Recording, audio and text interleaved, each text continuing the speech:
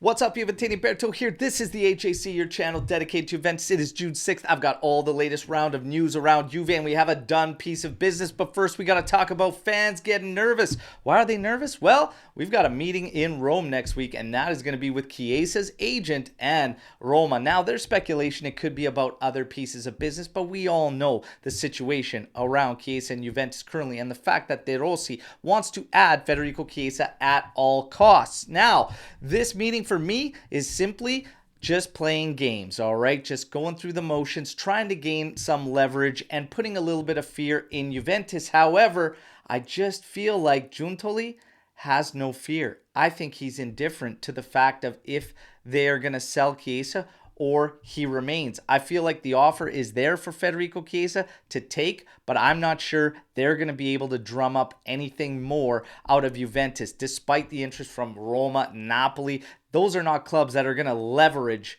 or be used as leverage against Juventus. There are rumors about Bayern Munich being interested, but again, I just feel like Giuntoli is going to be indifferent to this. But one thing is for sure, Giuntoli wants to wrap this up as quick as possible. So it's going to be interesting to see. And Mirko Di Natale states today, it is in fact an economical difference in the agreement between club and player for Juventus and Chiesa.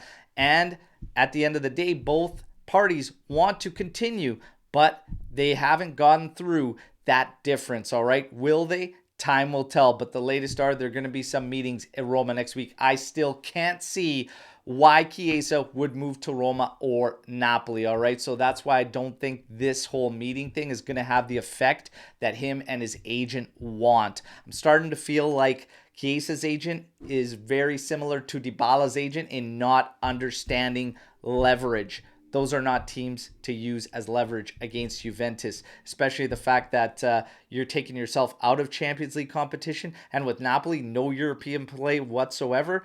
Is that best for that player?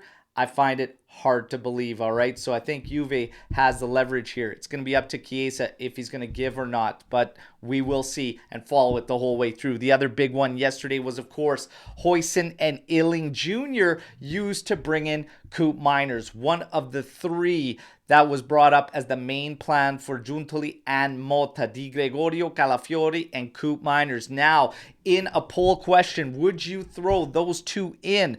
59% off Twitter said yes, they would include both those players to bring in Koop Meiners. You guys know how I feel in the short video I did. Yes, it's a yes from me. In terms of Huijsen, I would love to keep him around. But if we were going to land Calafiori, more on that in a bit, if we were going to land Calafiori, it makes Huijsen a little bit redundant in a sense that Calafiori is already ahead of him, in my personal opinion, and I'd be fine to move him. And we would still have a very highly touted prospect of Facundo Gonzalez amongst the ranks, so I'd be fine with it. Iling Jr., I am flat out okay with involvement in a deal, period.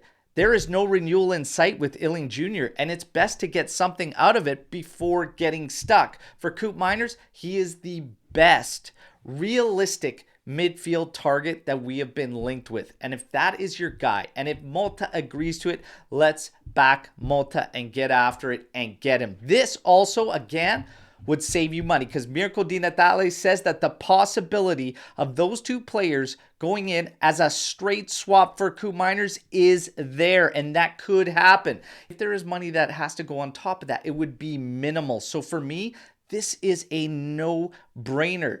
Get it done. And it could mean that we keep Soulé as well, but also these other big players, Dusan, Bremer, etc., who we had fear of having to lose to fund the mercato. Well, Soulé, Bayer Leverkusen is in for Soulé. There are rumors that Juve is looking for 50 million euros to sell Soulé, all right? That would be a massive sale, and we could really bolster the lineup with 50 million euros coming from one sale. However, in my opinion, there is absolutely no shot that we lose both Chiesa and Soulé in the same window. And I think that's another reason why Giuntoli wants to wrap things up with Chiesa sooner rather than later for multiple reasons. Number one, moving forward in the mercato and finding out what has to be done there. Number two, the Euro tournament, all right? Risk of injury and performances, obviously, because we talked about leverage. Right now, I don't think Chiesa has a lot of leverage for 6 million net, okay? But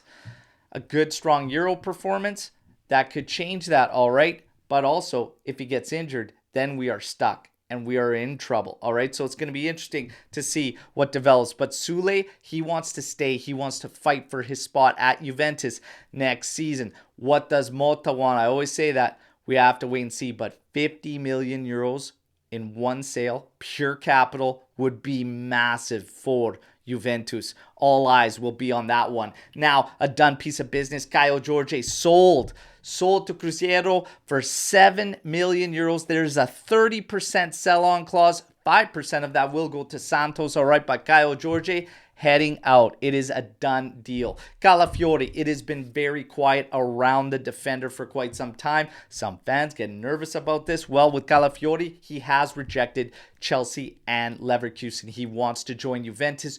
Juve will push to get this done. They might up the amount of money and throw in a counterpart. Potentially has Nicolosi Caviglia. We also were hearing about Facundo Gonzalez earlier on in the mercato. We will have to wait and see. But Calafiori, Juve looks to finalize that one as well. Luis Hassa, the youngster, he and Juve have extended through an option. So that goes to 2025. There are Serie A and Serie B sides interested in the player, but Juve and Hassa will have meetings to extend beyond 2025, all right? Now, we have 3 to 4 clubs interested in Miretti. Juve is hesitant to release the player in an outright sale. So what we could see, according to Romeo Gresti, is a sale with a buyback option for the player. When it comes to Miretti, for me, I am absolutely fine with a loan. I actually do think that something could come from that, and it's too soon to completely write him off. I'm fine with the sale and a buyback option as well.